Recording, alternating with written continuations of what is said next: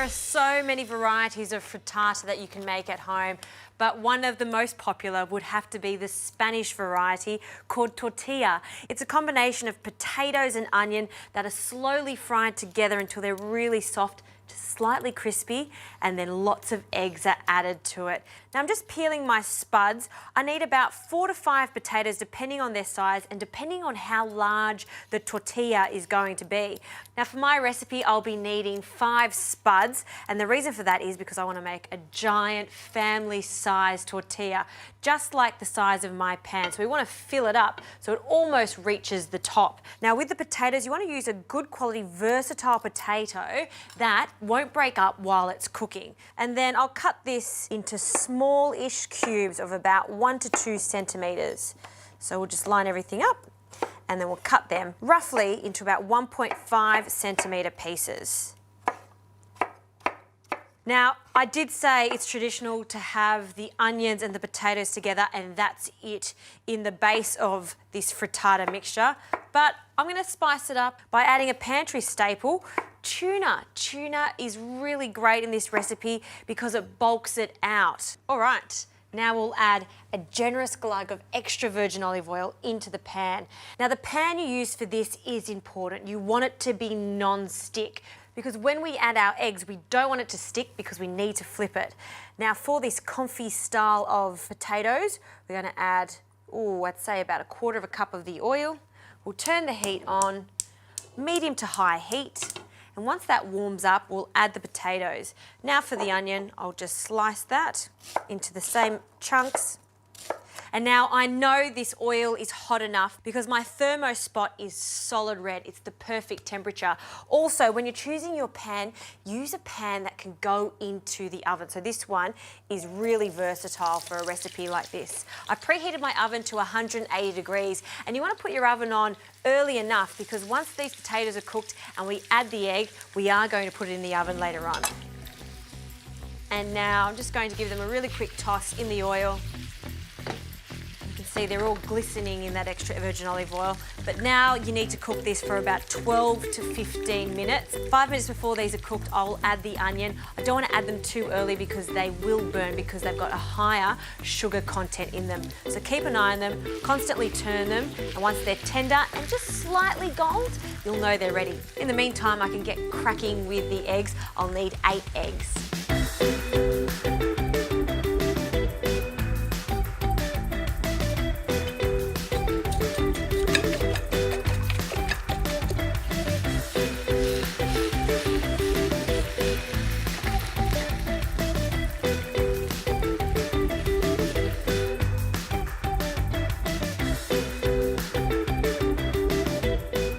Potatoes and the onions are cooked. They're really soft and they're caramelised on the outside. They smell delicious. This in itself is a fantastic side. Now allow the potato and onion mix to cool slightly because we're going to be adding this to our egg mixture. And the reason we do this is to make sure that it's all coated evenly in our egg mixture. Now for the tuna, I'm using some tuna in oil, and we'll drain that excess oil off and just press the tuna just to get some excess moisture out too.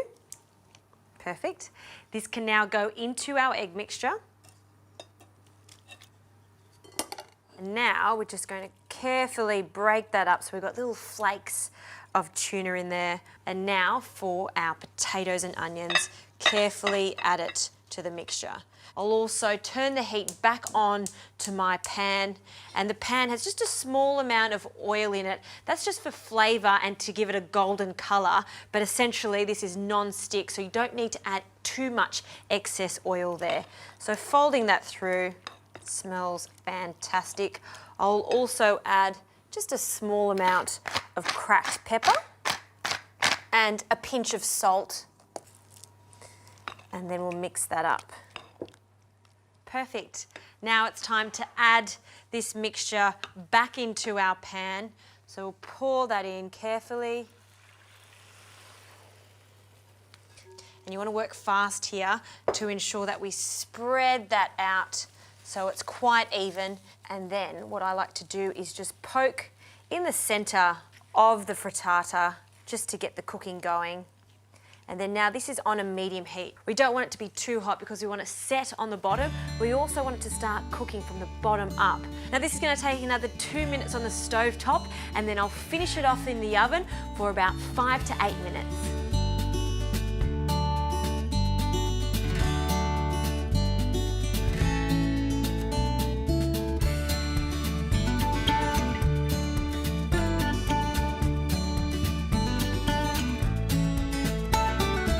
Okay, this frittata has come out of the oven. It looks fantastic. It's got a slight wobble, which means it's going to be nice and gooey in the centre, and the top is set, which is what we want. Now allow this to cool for about 2 to 3 minutes because it's piping hot from the oven. Now I'll grab a large flat plate and we'll pop that over my pan and hold the handle really firmly and then quickly flip, and have confidence this is detached because it's titanium and it's non-stick.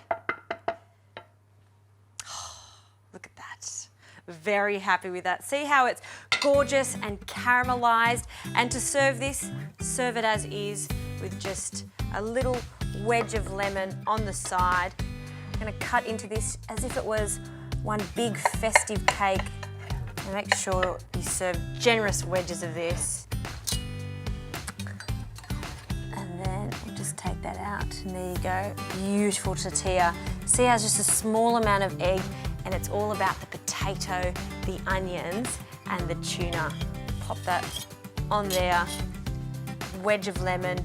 That is a perfectly simple dish to replicate at home. Yes, you can change up what fillings you put with this. I always like to do this when I've got lots of vegetables left over, but if you want that classic Spanish effect, definitely go with the potatoes. Enjoy.